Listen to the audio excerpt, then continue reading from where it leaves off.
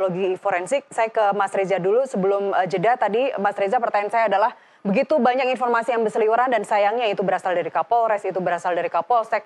Kemudian apa yang bisa kita harapkan adanya scientific evidence bisa dihadirkan dalam pengadilan nanti dan juga bagaimana seberapa besar kita berharap kepada penyidik?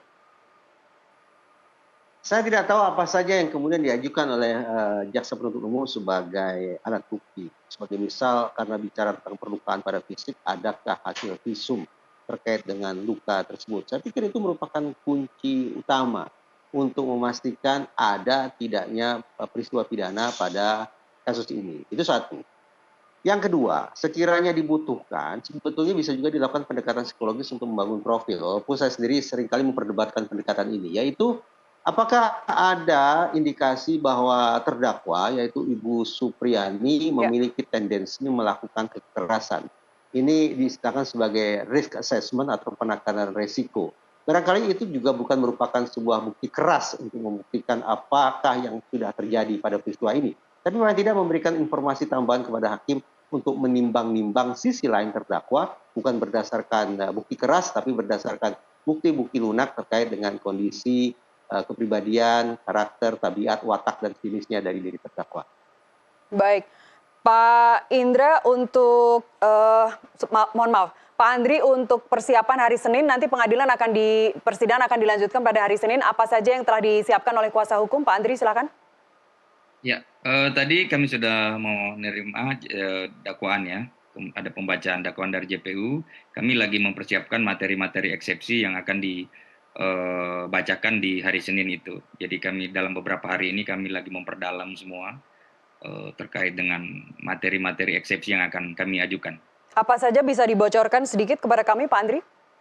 Salah satunya masalah prosedur ya, prosedur penanganan perkara ini. Kami minta bahwa dakwaan ini tidak dapat diterima karena melanggar prosedur, khususnya penanganan perkara dengan mekanisme peradilan anak ya. Karena kita ketahui bahwa untuk pemeriksaan perkara-perkara anak ini kan diatur dalam undang-undang tersendiri, yaitu Undang-Undang Sistem Peradilan Anak. Sehingga mekanisme itu harus sifatnya wajib harus dilakukan. Nah, pada saat hal itu tidak dilakukan, kami menganggap bahwa dakwaan ini cacat dan harusnya dakwaan tidak diterima.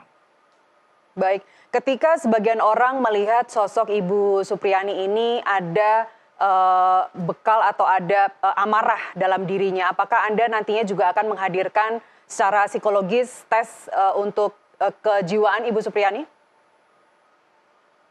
Ya, Ibu Supriyani sekarang kami coba lagi mendampingi terus untuk memberikan penguatan karena Ibu Supriyani waktu keluar dari lapas itu selalu menangis ya, kondisi psikologisnya terguncang, bahkan kami mengamankan Ibu Supriyani di suatu tempat karena banyak pihak yang ingin bertemu dan berbagai macam. Siapa saja pihak-pihak yang ingin ketemu Bu Supriyani, Pak? Ada dari kepolisian, dari kejaksaan. Kami mengisolasi dulu supaya jangan, karena kondisi psikologisnya lagi tidak bagus begitu, masih dalam kondisi itu. Tapi bahwa pernyataan Ibu Supriyani berulang kali memang konsisten bahwa tidak ada pemukulan itu, bahkan di saat terjadinya peristiwa itu, beliau tidak berada di dalam kelas, tidak berada di Ya, dalam itu kelas 1. Ya. Ya, konsisten kami pastikan itu. Baik, apakah juga nantinya akan dihadirkan saksi-saksi yang bisa menguatkan alibi Ibu Supriyani?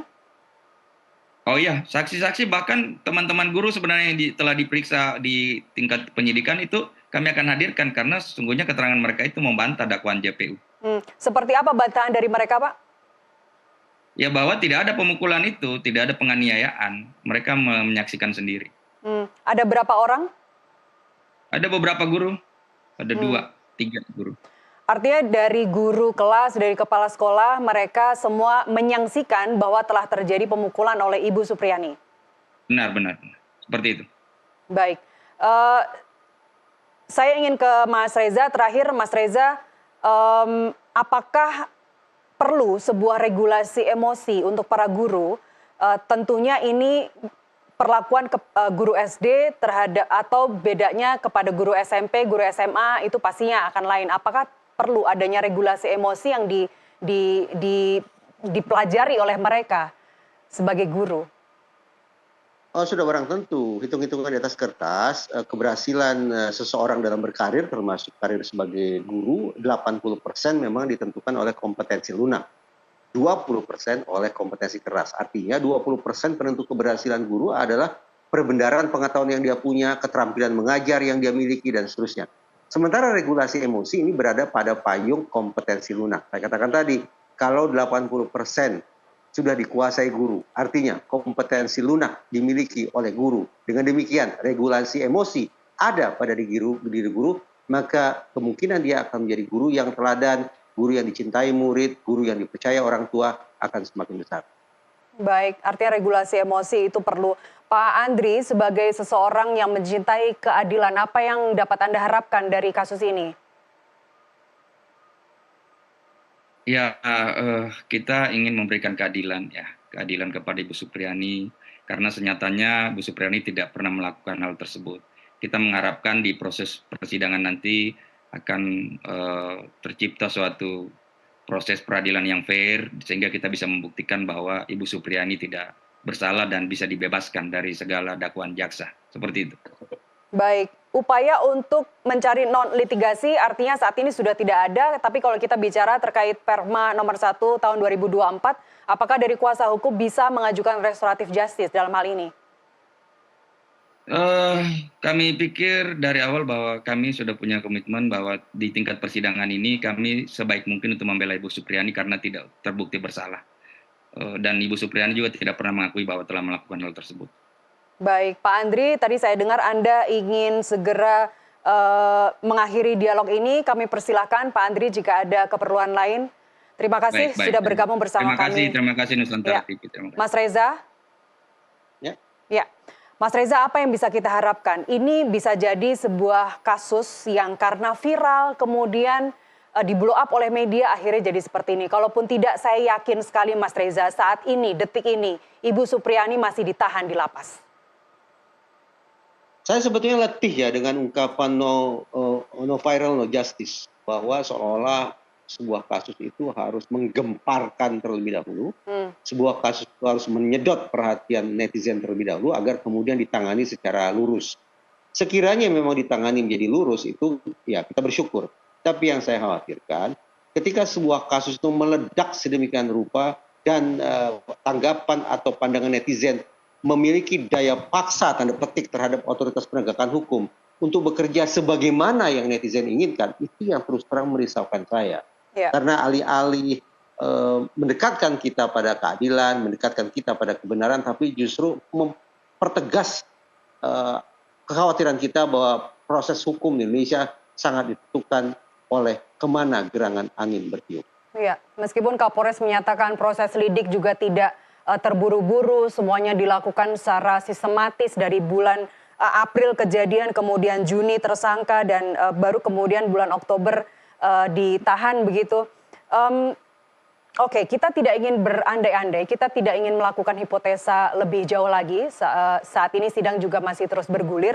Tapi apakah kalau misalnya kita lihat motif karena ada angka, ada nominal yang disebutkan di situ, entah itu dari mulut orang tua sendiri atau dari kepala desa dalam upaya untuk mencapai kata sepakat, apakah kita bisa simpulkan bahwa sebenarnya dari ini semua bisa disimpulkan motif ekonomi? Yang tadi saya katakan, adakah kemungkinan bahwa ada pihak-pihak tertentu yang justru mencoba mencari keuntungan pribadi lewat kesulitan, lewat kesusahan semacam ini? Saya dengan segala hormat tidak lagi berharap terlalu banyak pada institusi kepolisian maupun kejaksaan pada kasus ini, karena toh bola sekarang sudah ada di ruang sidang. Tinggal lagi saya, dan mudah-mudahan kita semua bisa menginsafkan hakim tentang yang tadi saya sebut sebagai judicial activism. Sekiranya hakim keluar dari peraturan perundang-undangan, tetapi memilih untuk mengambil sebuah terobosan agar tidak hanya terrealisasi kepastian hukum, tapi juga tergapai kemanfaatan bahkan keadilan hukum, maka mudah-mudahan saya akan menjadi orang pertama yang akan memberikan 2 acungan jempol kepada majelis hakim. Baik, ini peristiwa ini bisa terjadi kepada siapa saja, kepada anak siapapun, orang tua manapun. Apa yang harus dilakukan sebagai langkah antisipasi atau apa yang seharusnya dilakukan ketika kita mendapati seorang anak mendapat perlakuan yang tidak menyenangkan dari seorang guru? Sepengetahuan saya, antara Persatuan Guru Republik Indonesia dan Polri sudah ada semacam MOU bahwa ketika terjadi peristiwa-peristiwa semacam ini, anggaplah ini peristiwa yang minor gitu ya, maka mekanisme litigasi tidak akan dilangsungkan, tapi semaksimal mungkin akan diupayakan langkah-langkah restoratif justice, langkah-langkah yang secara akrab kita sebut sebagai pendekatan kekeluargaan. Keberadaan MOU itu menurut saya sangat penting untuk disosialisasikan ke bawah, sehingga seluruh insan tribrata akan tahu persis tentang semangat apa yang sesungguhnya harus mereka kedepankan ketika menangani kasus-kasus semacam ini.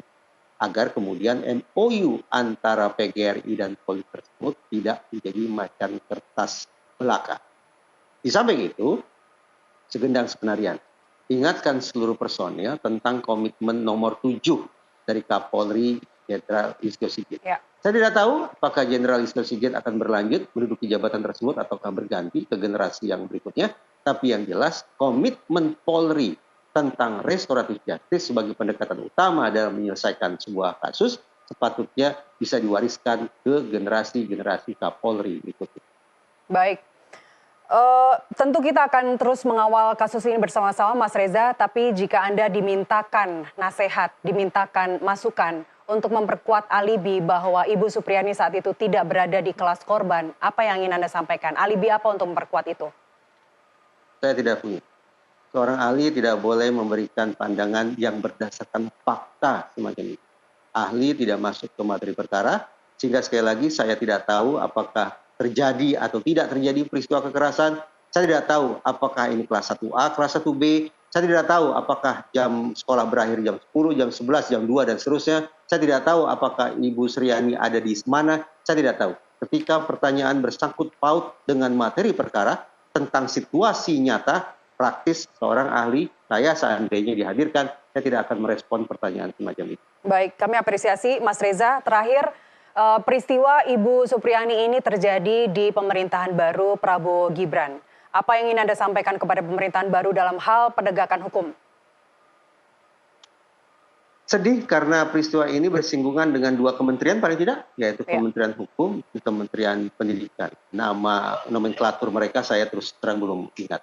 Tapi yang saya katakan, ini panggilan nyaring bagi Kementerian Hukum dan Kementerian Pendidikan untuk tidak hanya menyikapi kasus-kasus yang katakanlah elit, semisal korupsi, terorisme, kemudian juga perdagangan orang dan seterusnya, tapi isu-isu yang menyentuh lapisan akar rumput masyarakat, saya pikir juga perlu perhatian ekstra dari pemerintah.